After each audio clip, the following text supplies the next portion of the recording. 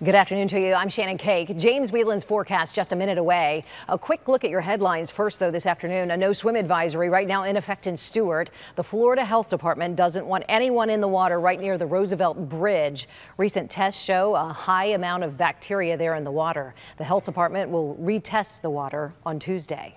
A news conference just wrapped up about an hour ago in the latest school shooting here. It happened at an Indiana middle school today. Police say the accused student in this case, accused student shooter, asked to be excused, then returned with 2 handguns and opened fire. A student and a teacher suffered gunshot wounds in this case. The student was quickly detained.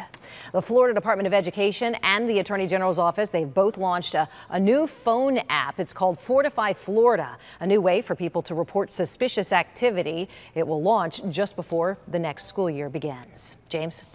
Tracking subtropical storm Alberto here. Here's the latest forecast track, and it brings it into the Gulf of Mexico tomorrow.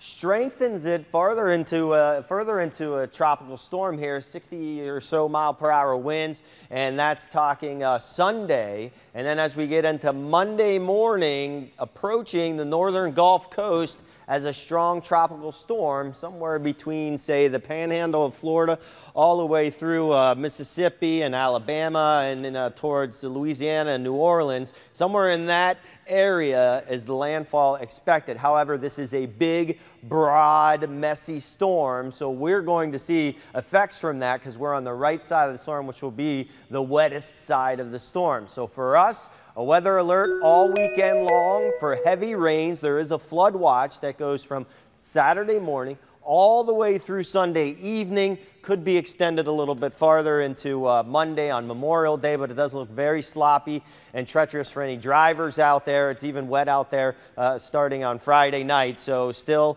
looking pretty wet. The potential for flooding, since we already have saturated ground out there. Even a little bit of a tornado threat on Saturday. A lot of these outer bands can spin up quick little tornadoes, so we could see that on Saturday. Very squally weather on Sunday. We stick with this tropical, this Caribbean connection here going into next week. That keeps rain chances high, but at least the sun comes out at times, and that'll boost temperatures way up into the upper 80s by then. We'll look forward to that. James, thank you. Don't forget, for breaking news, make sure you have the free WBTV mobile app loaded onto your smartphone. Another update later tonight.